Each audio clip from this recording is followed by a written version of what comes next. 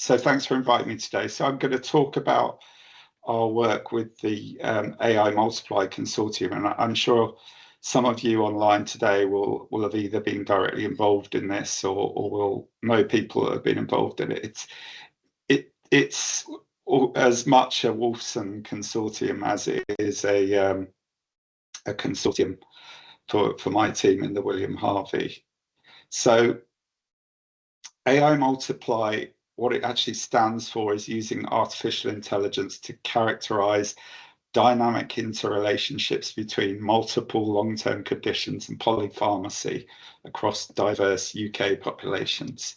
And that's quite a long way, really, of saying it's just about understanding the interplay between multimorbidity and polypharmacy in patients.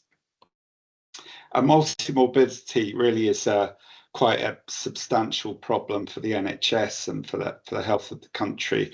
And it's really, as you maybe might get a sense from this work, it's not so much about the individual conditions, but it's about how they all combine and how they bring with them a medication problem. And medication almost becomes as big a problem as the conditions themselves in some cases. It's needed, it's critical, but it becomes part of the burden.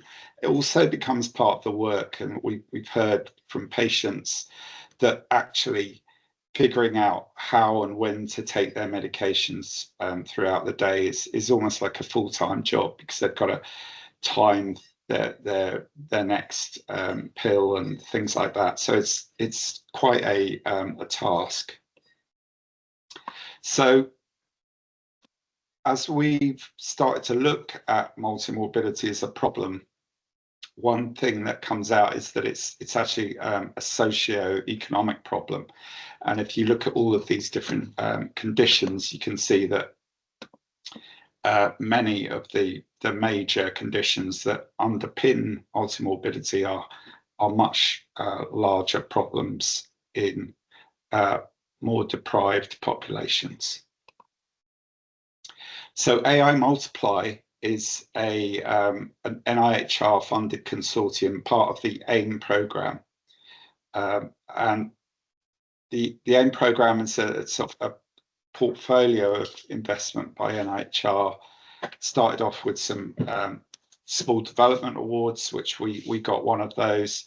They set up a research support facility run by the Alan Turing Institute, and then a set of research collaborations.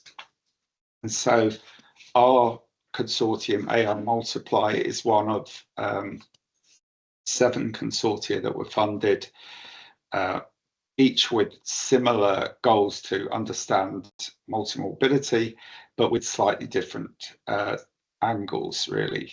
Some, for example,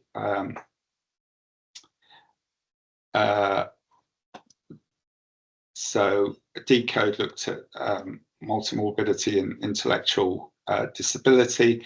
Others have looked at it much more closely in primary care and in social care and children.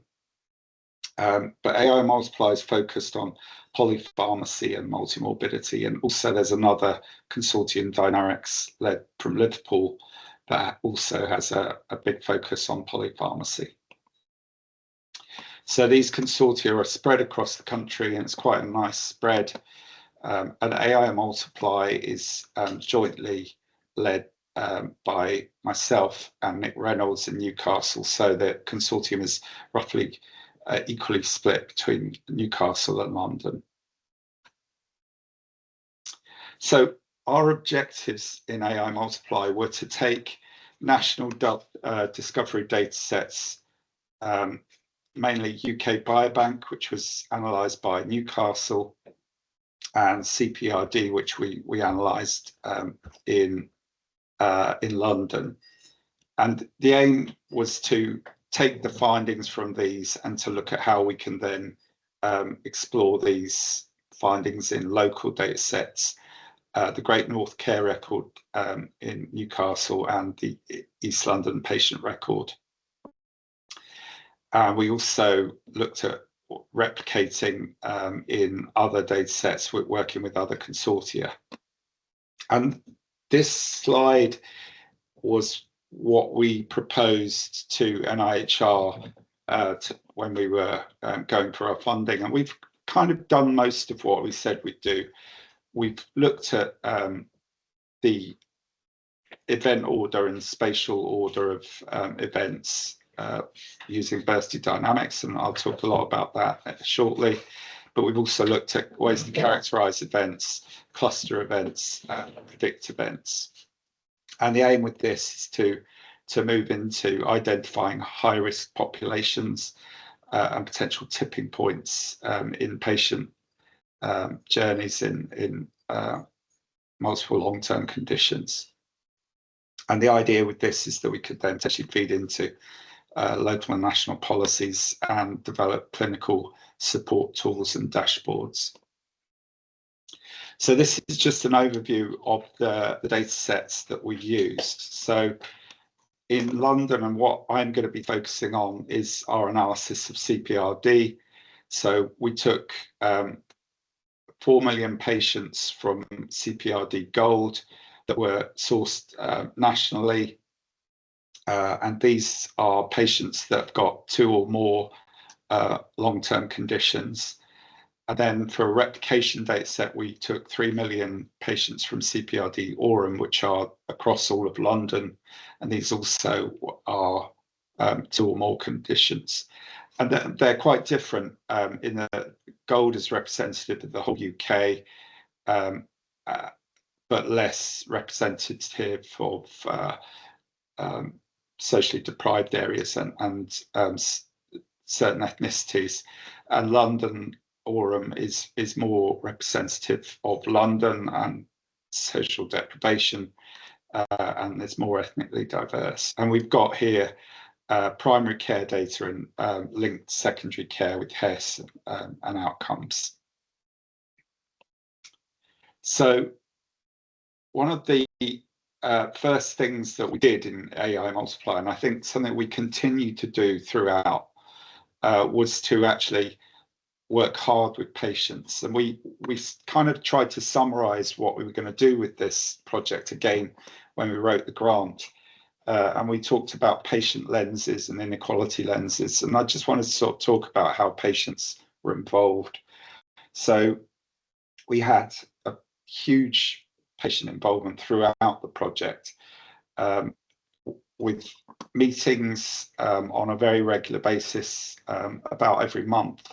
And also patients were involved in the data engineering meetings that we ran, which were weekly. So we actually had weekly patient involvement, and all of the papers that we wrote involved patients, and there would be 1 or 2 designated patients that would actually contribute to our papers and feedback on manuscripts.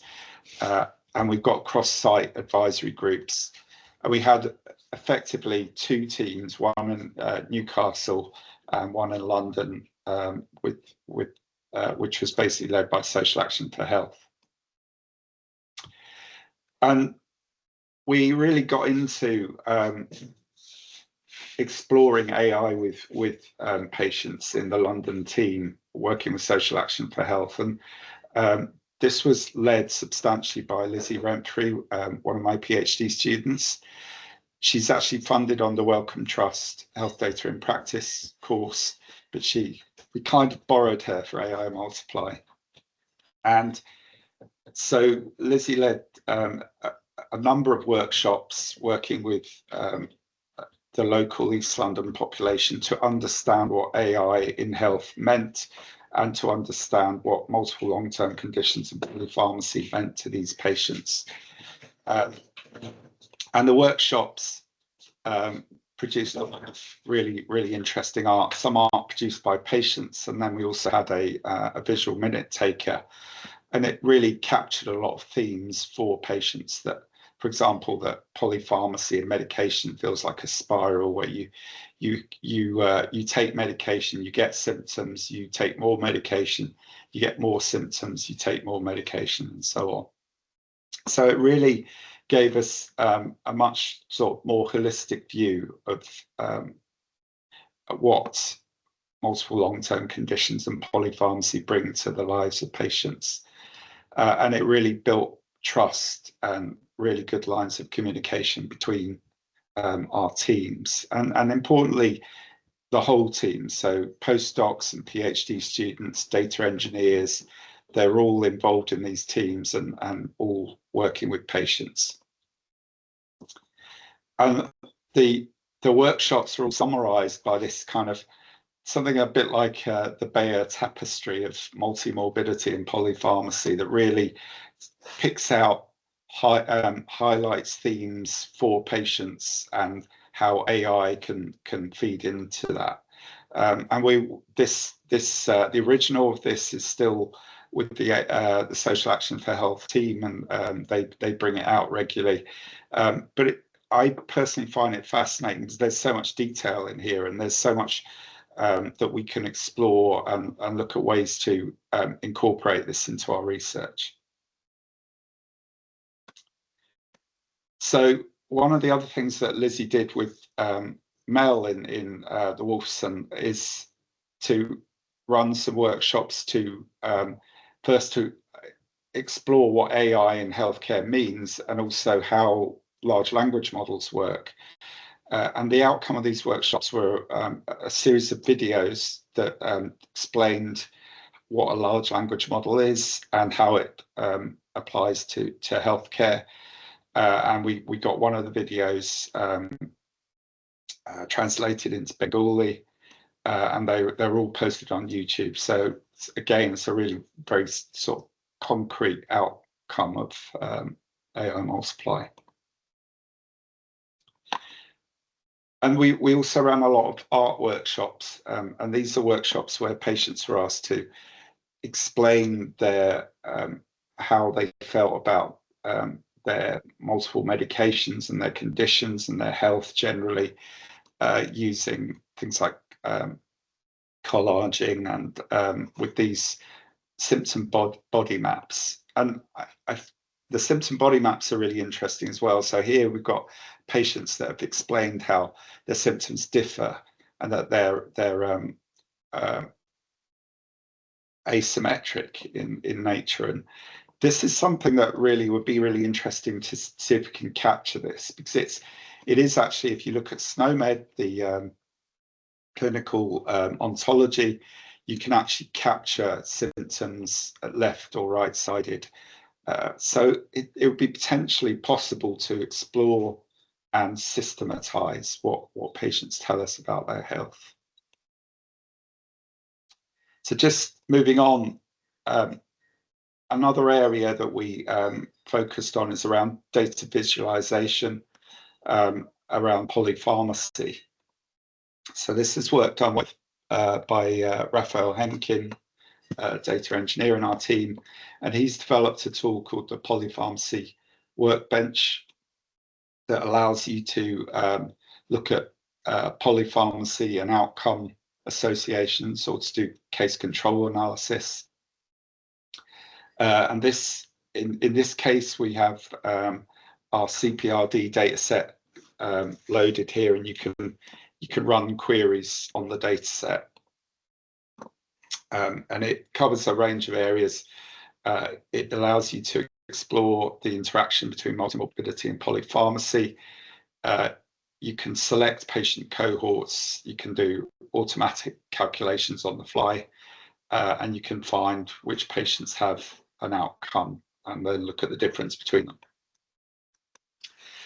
And we did all this work using continuous prescriptions. So this is where we took prescription data that's usually represented as individual events, and we looked at timing between events. And we through a range of approaches, we selected 84 days as an event time, where if a patient has not had a prescription for 84 days, we break a continuous prescription. So here we've got a continuous prescription that's broken when there's a 90-day gap. And I'm not going to talk too much about this today. I could do a whole talk on this alone, but this was picked out from a Delphi process working with Bruce Guthrie in the University of Edinburgh. So this tool allows us to look at how different outcomes are associated with polypharmacy. And as an example here, we wanted to explore how patients that if we look at elderly patients that experience a fall at home, which is one of the biggest outcomes of polypharmacy, where cognitive burden can cause confusion and dizziness and can lead to falls. So we put together a cohort of 48,000 patients that had had falls at home. And then we started to ask questions about what the top medications are that they're prescribed with. And we matched them to 48,000 that had similar medication levels, but hadn't experienced the fall. And then this starts to tell us what the top conditions are, things like hypertension and painful conditions, but also what the top substances are. And then you could then start to look at patients that have got similar profiles that don't have a fall. We've got a matched cohort here of 18,000 and 17,000. And here we can see they're matched on age at prescription and time since their first prescription. And when you compare the groups of patients, you can see that in those that experience falls, many of them are on non-opioid analgesics. They're on antibiotics. They're also on opioids, and they've got painful conditions, hypertension, and this is just the background medications that they have. So this highlighted some medications that were seen at higher level than we expected, particularly sulfonamides and trimethoprim. And this, so these are highly enriched. They're seen in 6% of cases, 6.8% of cases, and 2.3% of controls. And they're usually prescribed for urinary tract infections. So this might be a proxy for frailty. And it may be that there's not a direct link between this drug and falls, but it might be just an association that is linked to the frailty of patients. Maybe they have to go to the bathroom more often. Maybe they have to do that in the middle of the night and they experience falls. So that might be the kind of thing that you could actually look at and flag as a risk for patients with urinary tract infections, that they might be at a higher risk of falls. And you could maybe look at interventions. So the next steps with this, so that we've got a workbench that can be used at scale with any prescription data set. We're going to publish that package. We can't publish it with CPRD because this involves individual level data, and that would be a disclosure of their data. So we'll probably publish with a synthetic data set, but we'll use the tool to run an analysis on the CPRD data set. And we've got a falls analysis in preparation. So the last part of the talk, which I'm going to really sort of focus on in most detail, is our analysis of bursty dynamics. So this was one of our kind of big ideas that we proposed in our grant proposal. And so this is the idea, is that we've already seen that patients with multiple long-term conditions can experience a lot of unpredictable changes in their healthcare, in their health. And we sort of hypothesized that as these conditions accumulate, we might start to see clusters of events where maybe patients experience a kind of crisis where everything stacks up, lots of things happen all at once, and the patients can't cope with it. They maybe can't cope with the medication they're getting, and they have poor outcomes. So what we thought, this might be about the timing of events, not just what's actually happening with the patients.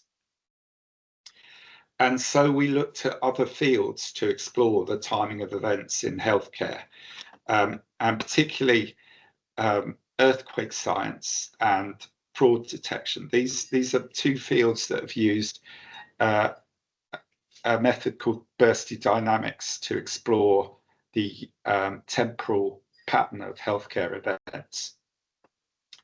And so you can use an equation here, quite a simple equation that takes the distance between events and the timing of the events to generate a number that gives you a figure on how bursty or how irregular patients are.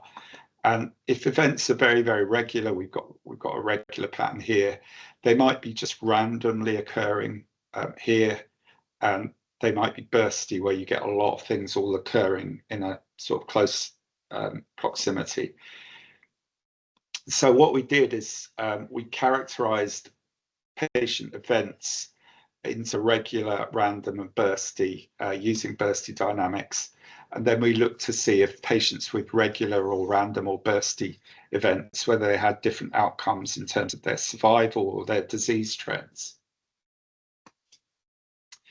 And this was work done by Alicia Angdembe in my team. And as I've said before, you can use this fairly simple equation just to take the event dates and to calculate a score for a series of events. And if the score is negative, it's a regular score. And if it's highly positive, it's a highly bursty score. And if it's around 0, then it's random. So one of the first things we did was to take all of the long-term condition events in patients with 4 or more long-term conditions, and we calculated the burstiness per patient. And we saw this quite nice distribution. We see about 300,000 patients were what we might call regular because of their burst scores.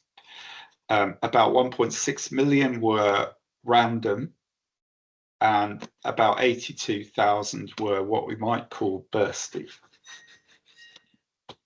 Now this is something that kind of went through an evolution. We started off doing this with the whole life course of the patient.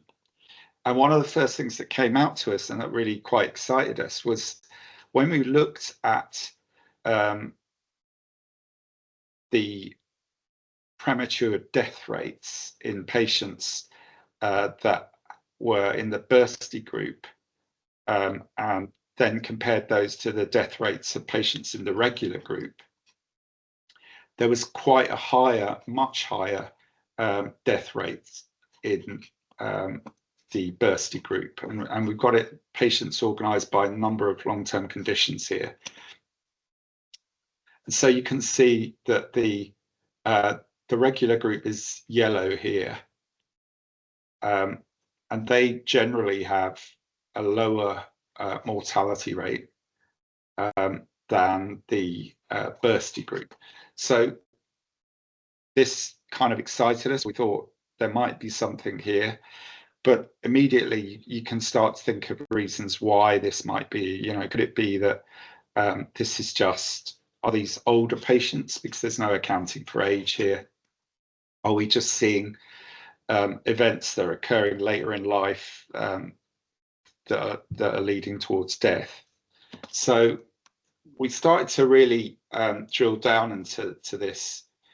So one of the first things we did is to consider the whole life course as a series of events. And we figured that something that happens to a patient, although we're not looking at a whole life course, we're actually looking at about a 20-year period between about 2004 and 2020. So actually a 16-year period. But we figured that events that occurred early in that period might not be that relevant to events that occurred 10 years later. So what we did, a similar way that we looked at groups of long-term prescriptions, we looked at event trains. So we looked at grouping events together, and we end a train if there's a long gap between events. So this is to represent a health episode.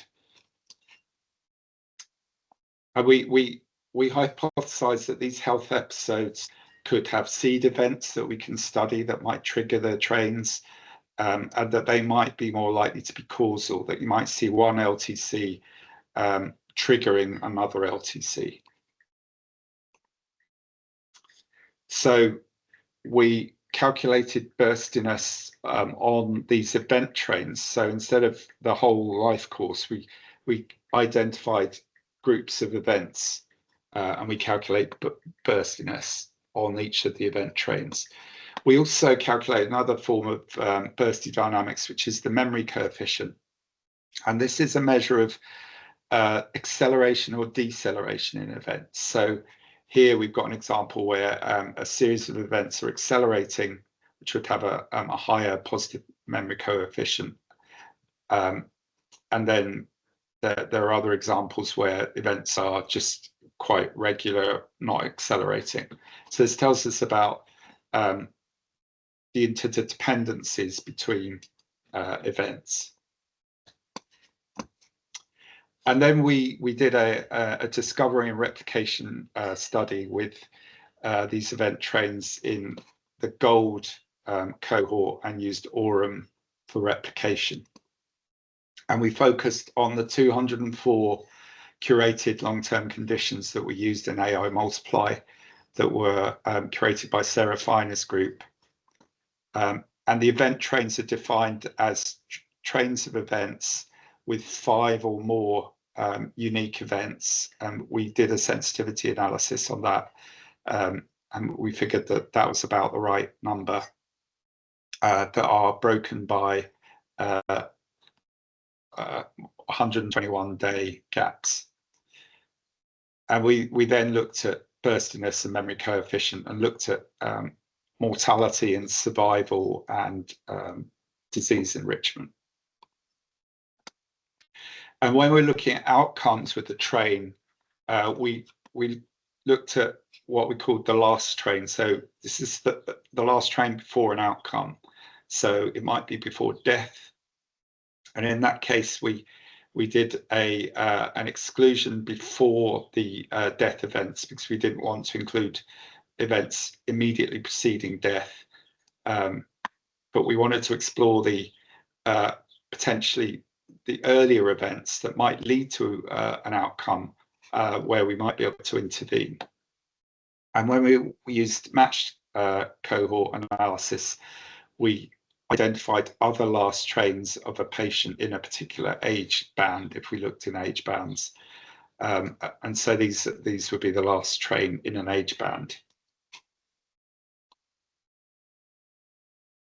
So the first thing that we looked at with our train analysis was that the initial observation of increased mortality that I showed earlier. And so we were really pleased to see that this actually held up.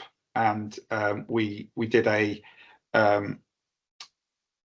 stratification of this by age groups. And so these age groups we've used throughout the analysis.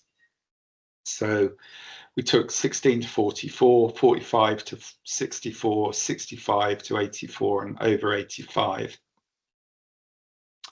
And what this shows us in CPRD Gold, which is the national cohort, the top here is the over 85 age band. So this shows us that And what we've got here is the burst distribution. This is the burst distribution of each age band. So it's we can see here we've got the bursty patients, here we've got regular patients, and here we've got the random patients. And each point here is a decile on the burstiness. So the last 2 or 3 deciles are the most bursty. And so what this is showing is that as you move across, as your burstiness increases by decile, your mortality rates of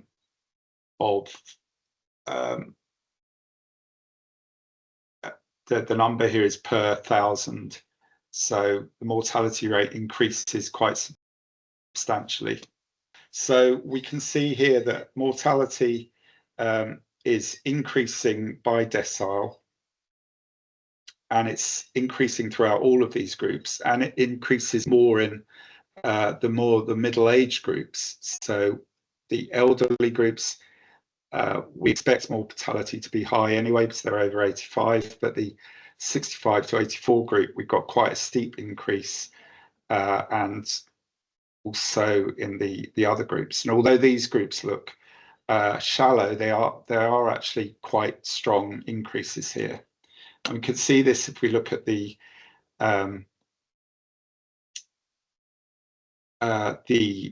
incident rate ratio. So this is a bit like an odds ratio. So if we look at incidence rate ratio, say in the 65 to 84 group, it's 1.1. So there is an increased risk per decile. But if you look at the difference between the most regular and the most bursty deciles, so that's between 1 and 10, there are some quite big increases in risk. So in the 65 to 84 group, we've got over 2, and we've got over 4 in the 16 to 44 group. So some quite substantial increases in risk between the most regular and the most bursty patients. And one of the things we wanted to show was that this isn't just due to observed increases in activity and conditions in the lead up to death, a kind of terminal care burst. That certainly increases it, but it's not entirely explaining the effect. And what we did here was to do a landmark sensitivity analysis where we excluded deaths within 180 days of the train end. And if we do that, that's a very conservative threshold. We do see a reduction in the IRRs. We see them go down to about 2 as the top level, but they are still there, and there's still an effect of burstiness, which you can see across here. So it's still around 1.1 in the oldest group, and it's 1.4 and 1.27 in the middle-aged group, and quite a lot higher in these groups. So terminal care alone does not contribute to this. Well, it contributes to the signal, but it doesn't fully explain it. We also looked at how we construct the trains, and we looked at the differences and the gaps. So we looked at the 121-day gap, and we looked at how if we make train gaps differ, so if we use a 30-day window ranging to a 180-day window, we also see the same pattern.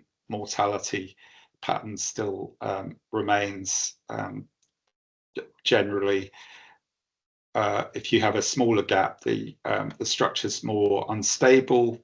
But so we thought that 121 days, which is actually the median inter-event time, we thought that's probably about the right gap to use as well. So we showed that burstiness appears to affect mortality. The next thing we were interested in is what conditions are associated with increased burstiness. And we saw, again here, by age group, we see enrichments of a range of conditions that are actually quite serious, that are enriched in bursty patients. They're not all enriched in bursty patients. Most of the conditions are actually enriched in bursty, but there are some conditions like in 16 to 44-year-olds got rosacea, painful conditions, and ankylosing spondylitis that are actually enriched in regular events. And we thought this might be because these patients are getting regular care, and so that they're being recorded more regularly. And we see that these turn up throughout different age bands, but we also see a lot of malignancies, cardiac disease, end-stage renal disease, across the different age groups. So this shows us that certain conditions are more prone to being associated with burstiness. And we looked at the whole 204 conditions, and 180 out of 204 was significantly associated with burstiness in gold, and 177 out of 204 were significant in aurum, and 176 were replicated in both.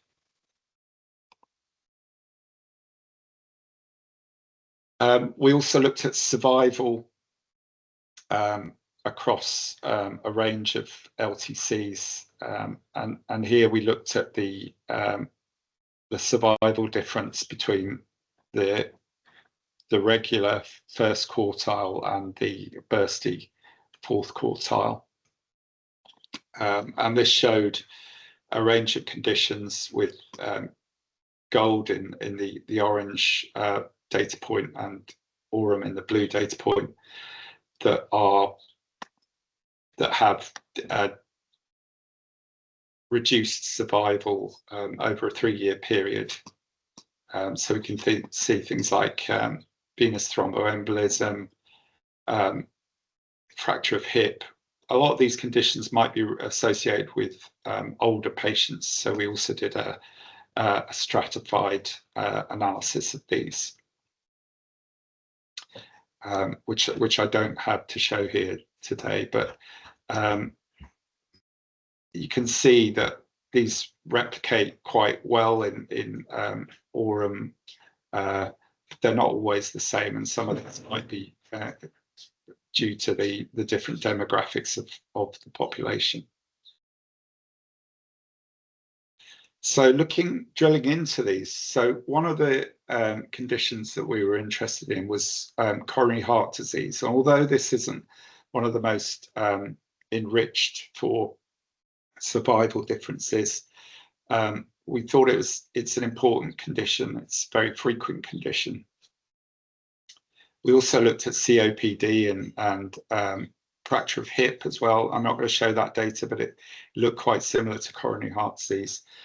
So with coronary heart disease, if you look at patients with CHD and you separate the events, so this is the first diagnosis event of coronary heart disease. If you look at the survival of patients on first diagnosis of coronary heart disease, looking at the train preceding first diagnosis, you can see that the most bursty group, in red here, has quite a lot lower survival, and the regular group has much higher survival. And this is the aurum replication, which is, we see the same trend, although it's not quite strong. And we then looked using a survival model. We looked at the contribution of different clinical features to the survival signal, and the biggest signal here is with age, as you might expect, and with multimorbidity burden, which is the number of LTCs at the time of diagnosis of coronary heart disease. But third is burstiness, and this is higher than sex and ethnicity, unique event count, deprivation, and memory coefficient. So it's not insignificant in its contribution. And when we separate this by age, we can see that the survival looks different by age, as you might expect. And so we can see that the younger group here have got much better survival, but they do differ by burstiness in all cases. It's actually the older group that are more less differing by burstiness. So we looked at how much each of these clinical features contribute to what we see in the different age groups. And so these are the this is the delta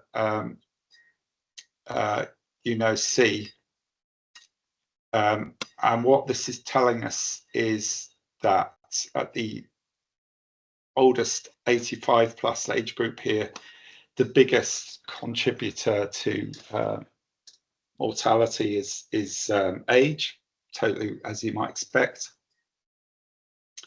But when you go into other age bands, particularly the 45 to 64 age group, the biggest contributor is the mortality burden, the number of LTCs, and second after that is burstiness. And the things like that we would traditionally expect to have a big effect, like sex, deprivation, and ethnicity, have quite modest effects, and that they have higher effects in younger groups.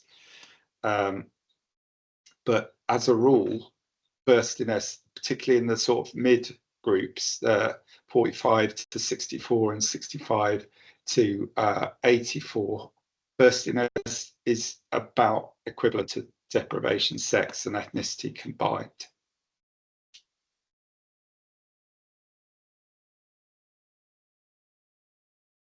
So what are the next steps with this? Well, we're still writing this up for a publication, and it's pretty close now. What we are seeing is that one thing I haven't showed you is prediction. So if burstiness has a big effect as a contribution to mortality, then can't you just use it to predict mortality? And the answer to that is not really. It's not a very good predictor of mortality, but it is definitely contributing to what we observe. So overall, we're seeing that we can use burstiness to detect instability in a subset of patients that are likely to have poorer clinical outcomes. We can use it as a way to quantify risk across a range of different criteria, and we can we're looking at ways now that we can externally validate this outside of CPRD to use it in health systems. And potentially it could be used for service planning, maybe to identify patients that might need closer care, more care, and to maybe to help in decision support workflows. And this slide is, again, something that we wrote at the beginning of the grant to sort of say what we were going to do. It kind of says it is what we've done. we identified trains of events. We identified potential clinical events that might be a sort of crisis at an individual level, and at a population level could be used to manage risk groups. We've developed tools that could be used for alerting with burstiness and for pharmacy monitoring, and all of this with involvement of the patient, which is has been really critical. So I'll get to the acknowledgements here. I've got 3 acknowledgement slides because it's such a huge sort of enterprise. So the patients have just been amazing throughout this, and Victoria led the patient committee for AI-MULTIPLY. I wanted to particularly mention David Taylor, who was involved in a lot of different papers, and he particularly worked with us on the burstiness analysis, and the social action for health team with Kerry Durham. They really sort of gave us so much insight into how patients view AI and their journey with multiple long-term conditions. And there's a quite extensive analysis team in London and Newcastle. Many people you'll know here. And there's also lots of PIs and team leaders that are involved in the teams across the whole consortium. And I'll stop there. Thank you.